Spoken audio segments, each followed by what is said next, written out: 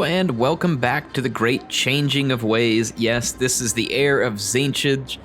Tzeentch? Yeah, anyway. What did someone say? Because it was the Tzeentch campaign that, and since I'm Carthaginian, kind of, right, you know, just by my own identification, that I would be the Himalayan pink salt because it's Tzeentch, which is the best salt. I like that. So welcome back. We're going to continue salting the ways and changing things as best we can. Folks, I've already got something fun for you. We've got a ton of names already put together. I went through every single comment, and I'm sorry that I can't, you know, respond to all of them. I do try and drop a lot of favorites, you know, when I put the little heart on it. And then I also do respond to a few. I did read every single comment, though, and I documented every name that you all suggested for different units. And there was a ton of names.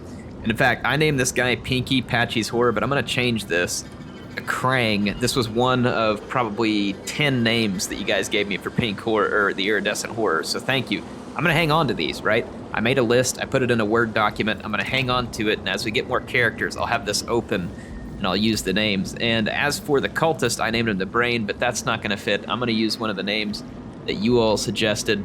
And there were lots of good ones here, and I'm going to get to as many of them as possible. But the first one, I'm going to honor our kill scribe here. This is the kill scribe. He's the one that keeps track of our kill count down in the chat. Go check it out. Leave him a thumbs up or a comment if you're enjoying it. This is going to be the scribe of fate because he works for Kairos now. So kill scribe is here. He's going to be keeping an eye on all of our kills. Now, we have more names. I didn't get any names for Forsaken, so you all might be able to come up with some there, but we did get a lot of blue horror names, and I'm going to use a few of them here. We got the Blue Man Group. That was a nice one. I figured that might come up. And these ones are going to be Blues Clues. Yeah, they're going to get lots of good names with these guys. Then we got Boro, the Horo. Not really sure where that one came from, but you suggested it, so now it's here. And then we've got the Blues Brothers, so we're gonna get some nice music here. I think it was a movie too, right? I don't know. And then we finally have the Blues Scorches. Hold on, Scorches, it was like this. There we go, the Blue Scorches. And then for the Pink Horrors, we had the Pink Scorches. And we also had Impy Chimpies. So let's get that one in here. Close enough. And let's see what else we have. The Chariot was the Hot Rod. And we had the Furies. We had some names there. We got the Swooping Nightmares. And we've got the Wings of Change. Now, see, wouldn't it be cool if they had an army painter in the game and you could change these and make them unique where people could recognize them better when you give them the name? That'd be so cool. Because, I mean, it goes along, right? The tabletop, you paint your own armies. You do it your own way. They've really got to bring that into this game. Like, they need to stop waiting. This is going to be Soul Patchy. All right, so we got all kinds of awesome names for the army, so now we are ready to properly conquer our foes. Absolutely love it. We're going to push forward down here. I'm not at war with these guys. We might be able to convince them just hand us their settlement. We can't target it yet, but we could as soon as we're not on cooldown. So might just wait to the next turn and just have them hand over that settlement. They don't have to declare war there. And then the final one is going to be here. And we can probably pull off the same thing if it isn't their capital. So let's end another turn here. I'm so glad to see you all are enjoying the campaign so far. I've gotten a ton of feedback, and you all are like, Air, I love the cinematic battles. I love that you take the time to do it, and thank you. It does take a lot of extra time to do the cinematic battles, but I knew it would be worth it here. The game's new, you want to see the units. It would make this, you know, fun and different. Hopefully have it stand apart from other campaigns that other folks are showing. And there's lots of people making great content. And, you know, it just hopefully gives you something different. Appreciate the feedback. Please continue to give it. I was absolutely buried in comments. It took me forever to read it all. Keep doing that. That's fantastic when you all give me that much feedback. It costs 0 to take this. I don't know why it costs 0, but I mean, that is a fantastic cost. The amount is derived from the average diplomatic relations between the target. Lower is cheaper. I guess it's because they hate us and we have good Tzeentch corruption. So, man, I'll tell you what, that works out. Or maybe it's because they like us and we have good Tzeentch corruption. I don't know. One way or the other. One way or the other. I'm going to... Or is that just a glitch? Because the average diplomatic relations are 0 and you can't... Right, hold on. The average diplomatic relations between the target, lower is cheaper, and the average Tzeentch corruption across the turn. I wonder if it's because it's 0 that we kind of just get lucky here. I feel like I'm going to use this one. I'm going to transfer the settlement to myself. So now we took that settlement from him, and then I can just attack this one right in front of me, and it's going to be like a 1-2 punch here. We'll just take all their stuff. Suck it, ogres. Welcome to the changing of ways. You big-bodied fools just got Tzeentched. All right, so we basically stole the whole of another province. Almost. We've got Karak Doom here. We end up with one at the Road of Skulls. It shall be. Okay, we did. This one is in a. Oh, no, it's there. Okay. It kind of looks funny here on the map, like that one rolls across the top. It doesn't encompass this one. So we've got some Nurgling idiots. Well, it's Kugath. So Nurgle was squatting in our in Karak Doom, and it's gonna be Karak Dung if Nurgle's squatting there. So it's gonna get rough, folks. The stench is gonna be unbearable when we take it. We don't have a ton of cash, but we do have some cash. Let's try and leave some defenses behind us. Trying to get some extra income as we go. Income is not going to be great. We're going to want to be winning battles. I believe our base income is just kind of lower as a result of... So the City of Splinters is where we're going to get a rebellion here. And that's fine. We can beat down the rebellion. Try and get some extra cash. It'll waste a couple of turns, but hopefully give us a little extra cash. Let us secure things here. So you can see the rebellion got started. And let's see. Faltras wants a defensive alliance. I feel like we should take these. Because if Cathay starts to wander out from the walls, we kind of all want to have a united front. Punch back against them. I mean, I don't really feel much like being diplomatic, but for this sake, we're at war with the... Oh man, the ogres are mad. They don't like what we did to them. They are not happy about what we did to them. They got a lot of fat boys coming at us here. It's actually a little bit problematic because we can't outrun them. And we're just not really set up to fight that kind of battle. We would need some different units. Some screamers would be really good. Help fight the ogres because they are anti-large. Eternal Sclaya. What's his movement look like? I'm gonna stay where we're at. It's possible they're gonna try and retake that settlement. Probably can't reach it on the next turn though. Unfortunately for me, I would have to global recruit some screamers here, which is gonna cost just a hair more than I can afford to get 2 of them. I could cut a building, especially from here, since they're gonna be there soon. Let's just cut that to give me the money I need to recruit a couple of screamers. Some Furies would, or some Spawn of Tzeentch would help hold the line against heavier stuff, and Flamers would be very good as well in terms of just burning ogres down from behind the line. But I don't have a ton of money to recruit this stuff globally right now because it's very expensive. So let's go ahead. Oh, the City of Splinters, is it sieged? is sieged, and our guys are already pretty trashed. Shoot. We're gonna have to head back up there and solve that. Plus, we got the ogres coming. Keeper of the destiny. We're not gonna get to them in one turn, but then again, I can't sit around for 2 turns and give up the City of Splinters, so I'm going to push back up here. Wonder if that will allow me to reinforce and then beat these guys. It will. Excellent. God of Resolve gonna be nice to me. It says it is. You never know. Looks like it was.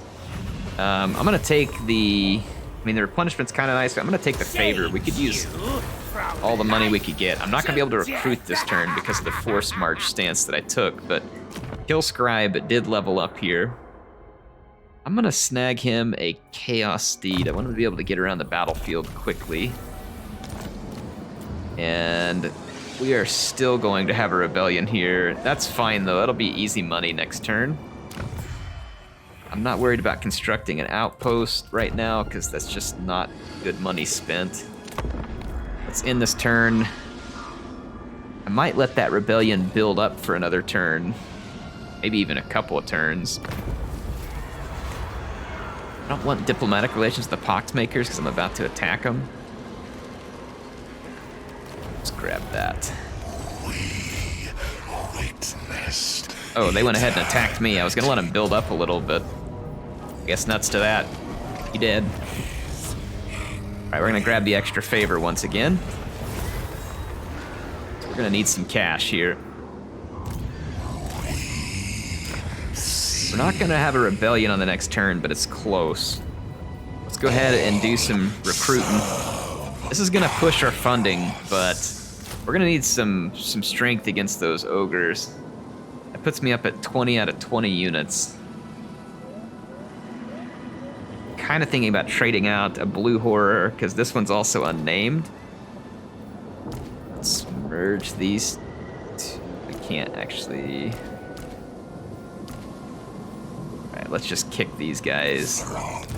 I'm gonna go ahead and grab a flamer. It'll be really good at burning up ogres from behind the line. Good at burning up anything, honestly. Like I said, it's gonna hurt our income for sure. You all mentioned these fragments here, and someone said that the fragment here that does the pendulum is really good. It also gives us Occam Mime Razor. We lose Glean Magic, which is not all that great. But losing Infernal Gateway really sucks. However, the pendulum serves a similar purpose. The Infernal Gateway is a little easier to place because it's a circle, but pendulum, it isn't too bad. So this fragment would be okay. This one would be okay, I think. So we could do that one and have some fun with it. What was I busy working on in the meantime? I was working on making my horrors a little stronger. You know what? Let's mess with it. You all wanted to see the fragment. Once we get it, we get it. So, well, I have the Infernal Gateway on my other caster in the army, so it should be okay. So let's grab that fragment. In fact, we've got Infernal Gateway all the way upgraded now for our iridescent horror Krang there. Excellent. Okay, we're gonna get all this stuff knocked out of the way. Fragment. All right, so we picked up the fragment. Get in here and make sure that we've equipped. Okay, he's got it. Got the fragment going. We don't have any talismans. Let's go ahead then, and we do have some different armors. Weapons. We got the Torment Blade, which is a really nice debuff. Let's throw that on. And then let's go to Krang here. Let's give him the Glittering Scales. And the Sigil Sword, Seagull Sword, however you say that one. We can give the Power Stone as well. Scroll of Power here. Go ahead and give the scroll to Kill Scribe. Don't have better equipment yet, but at least that'll get all our equipment spread out. Do have some cash left over. I'd like to get Fortress of Eyes up to full strength. be expensive, but it'll make it far more difficult for Cathay to just step out and challenge us. Try and get extra fortifications put in everywhere we can. And then I'll build up the income buildings as best I can as well. Try and do like one growth and then the rest income, and see if we can drive enough income to continue to fund a bigger, strong... Oh, I should have taken that defensive alliance. Whoops. And then we'll be able to drive a bigger, stronger army. All right, we have the Bolt of Change for army, so that's nice. We got one more turn before we finish recruiting. The ogres did not make a run for my settlement. These guys are sieging it. Oh, they're not. But if I start building it, they'll almost certainly siege it. Eternal Scrya.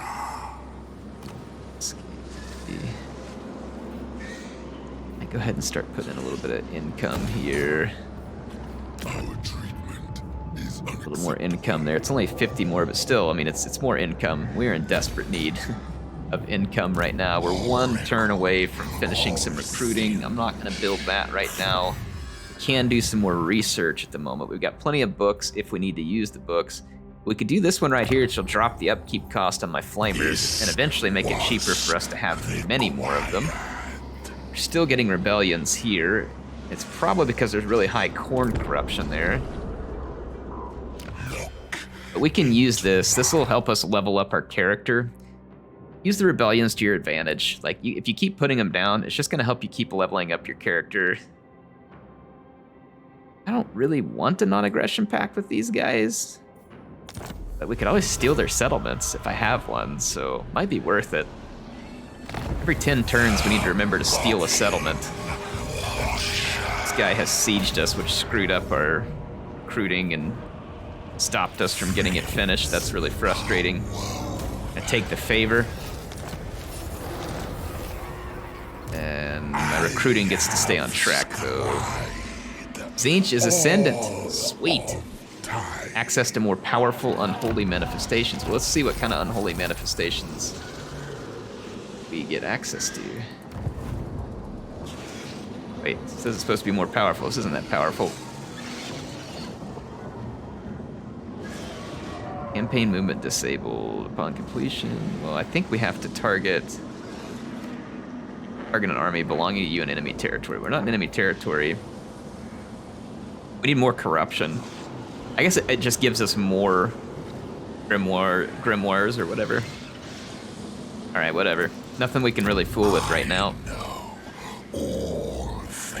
This one gives us...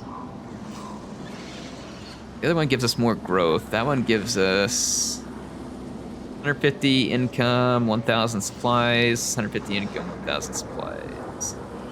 Construction cost for military recruitment. This one gives 3 Tzeentch corruption and adjacent, 6 in the current. This one does not spread the Tzeentch corruption. Makes infrastructure cheaper. Chance of removing a trait. So we'll need to build these ones here after we've visited the Realms of Chaos. So I'll want to build one of them that way, but right now I don't think we need to worry about it. Okay, yep, that'll work.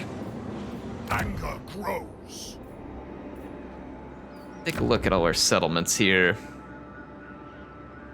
Fortress of Eyes will be finished.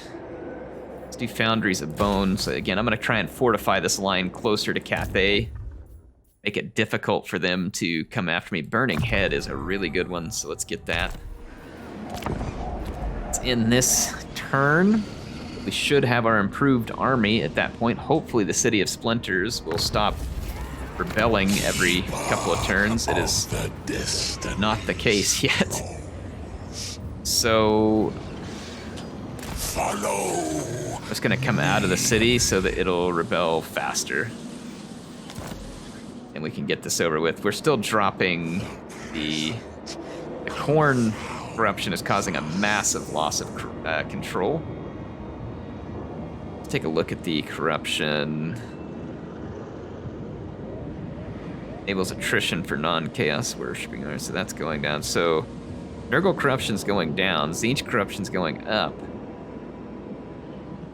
Khorne corruption looks like it's stuck, like dead still. don't know what in the world will be driving that. Is it the presence of this army here? That may be the case. My settlement is going to be vulnerable.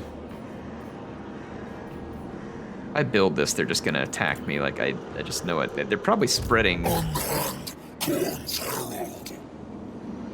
nutrition. It doesn't say they're spreading additional corruption, but I would assume that they're spreading corruption by being present.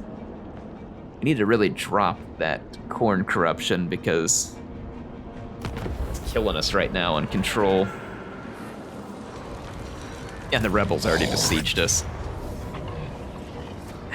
I'd like to, go a few more turns with them there, but I'm worried they'll just attack me and somehow manage to take the settlement out. My nose. I don't want that. Alright, the Khorne corruption's going down this time. Only by 1. Hey, well, here we go, it's something. It's gonna keep re-rebelling. This is such a mess. Well, you know what? If we lose it, we lose it. I'm gonna move on, come down here and kill this army, because they're raiding off some of our precious little income, and I do mean little we have right now, and I'm also tired of standing in the same place, and I need to get you all some battles in this one. And we ain't gonna find them there. Look, one of the other Tzeentch factions took this from Ox dudes, which means we could probably transfer that settlement, in 4 turns. And just transfer that settlement and knock it off of them, basically. We're already at war with these guys. That'd be another interesting... Reveal the intentions. Reveal intentions.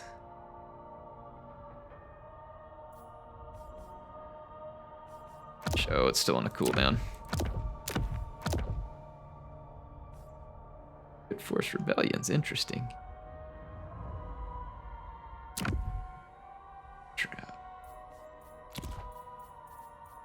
Check out the Poxmakers here real quick, see what kind of army they got nearby.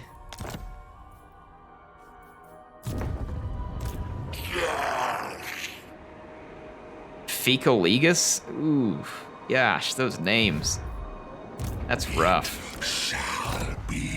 But well done, CA. I mean, I feel like you're getting in touch with what Nurgle stuff would be like. This one improves our barrier a lot, which is never a bad thing. This one gives extra barrier for Lord of Change units.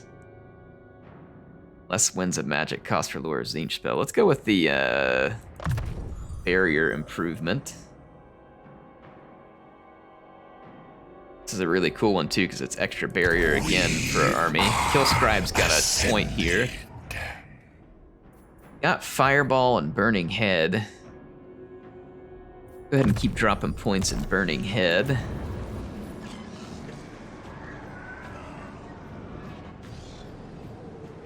This will keep spreading additional Tzeentch corruption to adjacent settlements. It'll increase it, which we need right now, because City of Splinters needs all the Tzeentch corruption we can get to try and drive the Khorne corruption down. So we need to build up to top tier defenses there. Tzeentch corruption, growth, area replenishment, control. Control's pretty good. Income from all buildings, so that would buff our income. I mean, if we did this in each one, it'd be a 30% buff to income. Plus, it'd be spreading more corruption, which would keep us ahead in the great game. And I mean, it's not like I'm really pressed for growth. I can't afford all the building upgrades as it is. Let's fling through this turn end. We'll focus then on the extra income. It's getting our income up is good. Our income was up more, now it's down quite a bit. I wonder if they rebelled and sieged her. Settlement, nope, City of Splinters is not sieged, but it's about to be. Oh, Daddy Kugath is back over here. And a big old plague army. I know all fate. attack this guy, I think. We can barely reach him. Probably gonna run off, but at least we'll try and push him out of our land. Still no good battles, so I don't want to go wasting time on something that's really not even a battle. Punishment's not worth much, so I'll just take the favor. It's not a lot, but does that help the corruption in this province? Yes, it does a little. Getting rid of that guy. All right, sweet. The Northmen grew restless. Let's go up here. This is where I'm focusing right now. Ooh, it builds up even more. 20. Holy crap, we can buff the income massively. You cannot construct this building before first constructing a prior building, but it doesn't. I think we get to use it as a boost. I see it's already a 38% boost. So if we can keep boosting the income, that should help us be able to field another army. That would be huge. I definitely want to field another army. I'm gonna do it. And I think we can also go ahead and build this up another level. Let's check out, what can I get into this settlement? I can. I'll keep us from rebelling on this turn. Not much, but it's something. Let's see if there's anything that helps give like extra control or spread extra corruption. That's extra growth. Armor, changing ways. There's a control +2. It's a ways buried there, though. Let's look through here for appropriate. Keep -3. That could be worth a little bit. And then casualty replenishment. No, it's only for Forsaken, but still not bad. Let's go ahead and do Cult Whisper.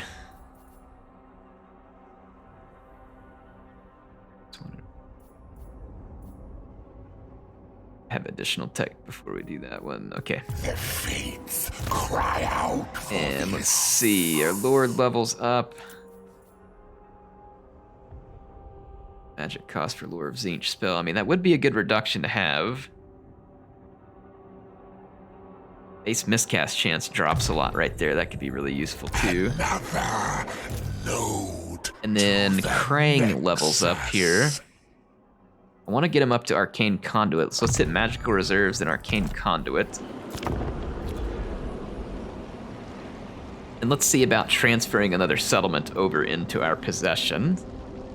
We haven't had to do any fighting here. The god bear rose in pain. A death rattle felt across the dimensions. Its arcane energy rips across the mortal plane, creating rifts and scarring the world with gateways into the Chaos realms.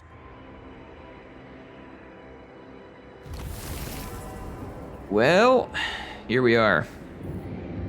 We've got rifts all over the place, and we can travel to Lands of Chaos, and I'm going to do that.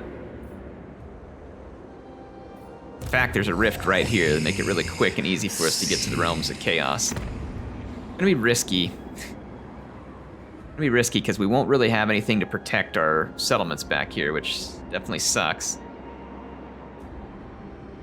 Khorne corruption's dropping fairly significantly now. It's helping a little bit with the control, but we're still going to end up with control issues here. Have the cash to begin building extra defenses, which is really unfortunate. We're just short on cash, period, so we may lose some territory while we're out, but I mean, this is part of the game. We need to get in the rifts and visit the Realms of Chaos, so let's do it. Let's hit the rift, and I'm gonna... To me, the most predictable one of all these is Khorne, because we just go in and fight we can do. So I'm gonna go ahead and go to the Blood God's realm. Winning the battles will give us some much needed cash. Of chaos, a place unbound. The constraints of the mortal dimensions have no effect here. Only the whims of the dark gods matter. Yet there are places where no ruinous power claims influence. In the Forge of Souls, Be'lakor lurks, and Ursun dies. Until we have the 4 Demon Prince souls, it will remain out of reach. The Blood God's domain. Upon its blood-strewn ground, armies of demons clash in gladiatorial contests of unending slaughter. Battle through this cauldron of war and reach the Brass Citadel. There you will find the Gatekeeper, the favored demon prince of Khorne. Kill him to claim his soul. All right, well, we definitely want that soul. You looked at me with eyes of hatred. Eternals. I can't move anymore on this turn.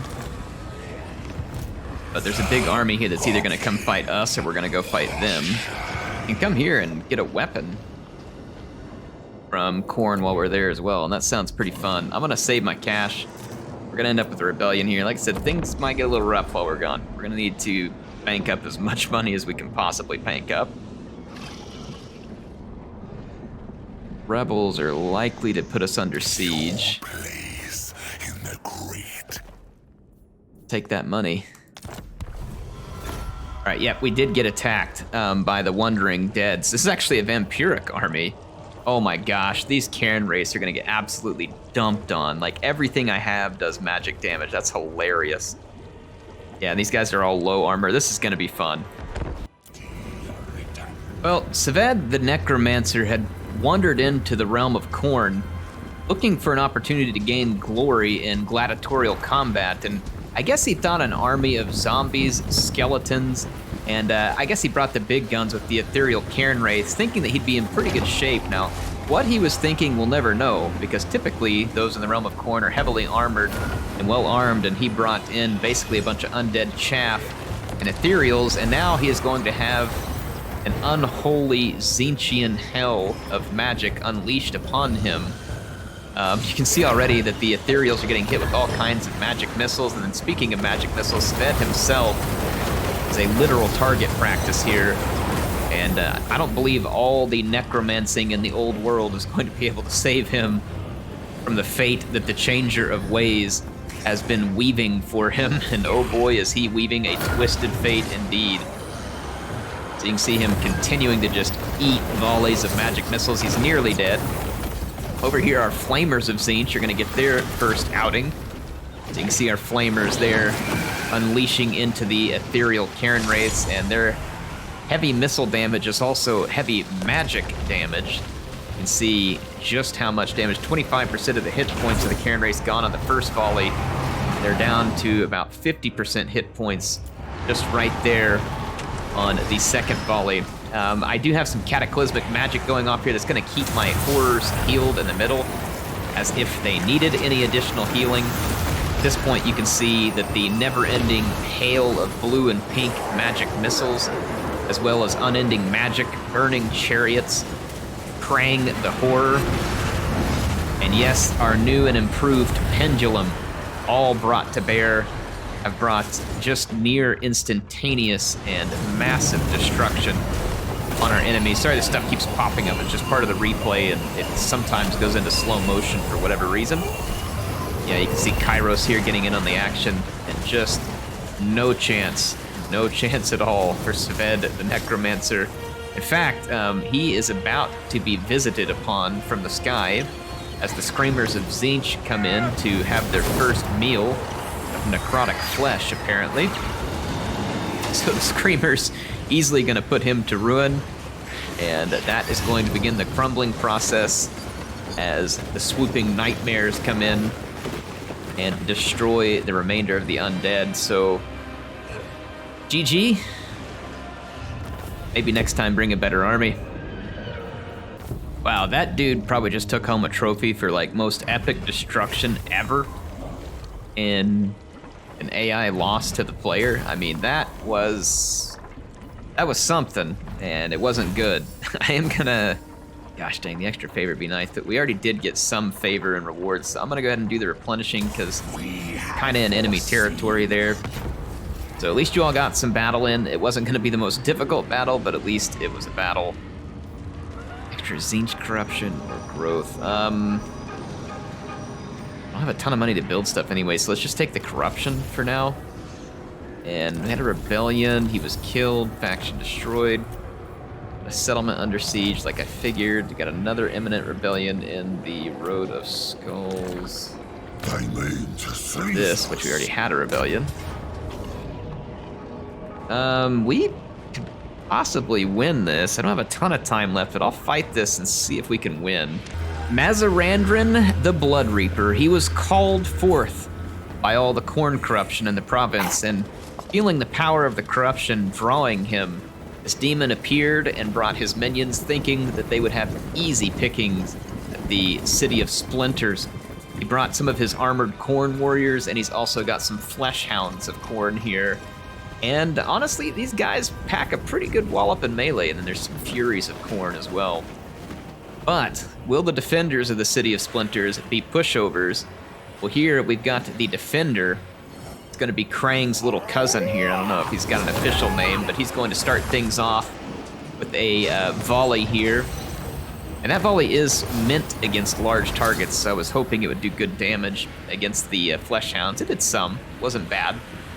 But nonetheless, Khorne attacked, so Khorne will have to come forward and face the wrath of the blue horrors, pink horrors. We also have a Forsaken of Tzeentch, and we got a Chaos Furies here too, which of course ours have a barrier, whereas the Khorne ones do not, but they will likely have a little bit more magic.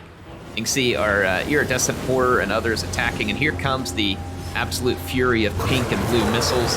There's a cotton candy factory as the battle gets started. I love those barrier effects. That looks so beautiful. CA did such a good job. The visuals in this game, it is looking so much better. Anyway, you can see the magic damage is insane, so I've targeted Mazarandran here. I'm hoping to do some damage to him. If we can take him out, the army should crumble with him. We've got almost a quarter of his hit points there. But of course, Khorne is going to dish us massive damage in battle. I was able to trade my Furies for theirs, which is good, because now that means my pinks are going to be safe. And then I'm going to bring in my spawn of Tzeentch here now that the charge is completed from the Chaos Warriors. I'll pull those blue horrors back and let them use the rest of their missiles. See the barrier, hoping to protect my spawn, or sorry, my Forsaken as the battle gets started. Now you can see the pinks unleashing a missile fury at Mazarandran, who is busy chasing our Iridescent Horror. Under normal circumstances, this would be pretty frightening because he's faster, and he's certainly more powerful in a melee. But this also makes him ripe pickings, what causes that sometimes where it goes into the slow motion. Yeah, now he is just absolute bait for the pink horrors there as they sling their magic at him. And his hounds are nearby, and they're going to take damage. So our Iridescent Horror does take some shots here, manages to draw the enemy Blood Reaper out. He is destroyed by magic, and then that causes an instant rout of the rest of the warriors of Khorne. And so the city was able to defend itself against the Khorne rebels. Get the Khorne crap out of here. All right, I figured we had enough missiles to pull it off, and that was indeed the case, and now we can snag some extra cash, which is honestly pretty badly needed. Let's see what happens with those guys. Unfortunately, their army's not gone, which I hate, and I am pretty much out of time for this episode. I can't spend a whole bunch of time on this episode because I'm limited in how much I can show in this particular embargo. So some of you may be like, Air, why not just make it longer? I will. Just as soon as I can, I will make it longer for you all, I promise. So I'm gonna save the game right here. I'm gonna move up, and we're gonna attack Grizz Guts on the next turn. None of the other factions have come up here to fight in the realm of Khorne yet. So anyway, hope you all enjoyed it. I'll be back soon. Make sure and keep an eye out for it. HeirofCarthage signing out for now. See you then.